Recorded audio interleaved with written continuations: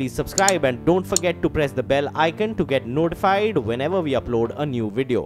नीतीश कुमार बड़ी खबर दे रहे हैं, आपको बता दें कि कश्मीर में आतंकियों को फंडिंग के मामले की जांच कर रही है एनआईए ने बड़ा ये खुलासा किया। एनआईए के मुताबिक कश्मीर के अलगाववादी नेताओं के संबंध लश्कर के सरगना हाफिज सईद और हिजबुल मुजाहिदीन के सरगना सैयद सलाउद्दीन से भी हैं। इतना ही नहीं, एनआईए की जांच में खुलासा हुआ कि अलगाववादी नेताओं के पाकिस्तानी खुफिया एजेंसी आईएसआई के 4 ब्रिगेडियर रैंक के अधिकारियों से भी सीधे संपर्क है। और इतना ही नहीं, खुलासा ये भी हुआ कि आईएसआई का ये अधिकारी ही अलगाववादी नेताओं को प्रदर्शन और पत्थरबाजी कराने के निर्देश देते थे और बदले में इन्हें पैसे मिला करते थे। नीतीश, और क्या खास इसमें खुलासे होने की संभावना है और क्या ये माना जाए कि जो और अलगाववादी नेता हैं जल्द उनकी भी गिरफ्तारी मुमकिन है? देखिए, बिल्कुल एनआईए के हाथ जो है टॉप जो अलगाववादी नेता हैं उन तक भी पहुंच चुके हैं और अभी तक 7 अलगाववादी नेताओं की गिरफ्तारी हुई है। लेकिन ये मिडिल लेवल के जो हुर्रियत नेता थे, ये लगातार जो है टॉप लीडरशिप के संपर्क में थे।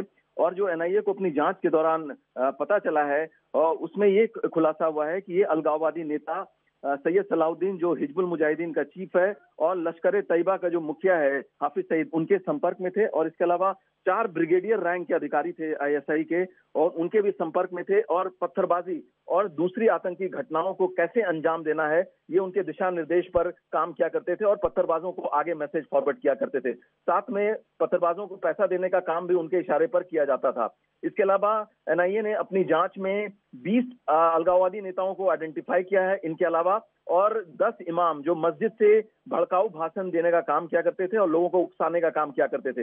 हो सकता है उनको भी जल्दी पूछताछ के लिए एनआईए बुलाएगी और हो सकता है उनमें से कुछ की गिरफ्तारी भी हो जाए। इसके अलावा 100 व्यापारी हैं दिल्ली और जम्मू कश्मीर के जो टेरर फंडिंग के काम में शामिल थे, ऐसा एनआईए के सोर्सेज बता रहे हैं। उनसे भी पूछताछ की जाएगी और उनकी भी जल्द गिरफ्तारी हो सकती है। नीतीश, जैसा आप कह रहे हैं और भी बहुत सारी इसमें गिरफ्तारियां मुमकिन हैं। आप इमाम की बात कर रहे हैं, व्यापारियों की बात कर रहे हैं।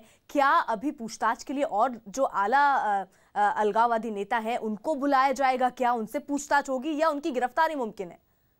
देखिए, कुछ भी संभव है। ये सब कुछ ग्रेजुअल इन्वेस्टिगेशन में, जैसे जैसे इन्वेस्टिगेशन बढ़ेगा और एनआईए के हाथ सबूत लगेंगे, उसके बेसिस पर ही कुछ कार्रवाई की जाएगी। हालांकि अभी जो जितने सबूत मिले थे उसके बेसिस पर जाएगी। हालांकि अभी जो जितने सबूत मिले थे उसके बेसिस पर 7 अलगाववादी नेताओं की गिरफ्तारी हो चुकी है। लेकिन ये मिडिल स्तर के अधिकारी थे, जो हुर्रियत नेता थे, जो टॉप लीडरशिप के संपर्क में थे, उनसे इंस्ट्रक्शंस मिलते थे।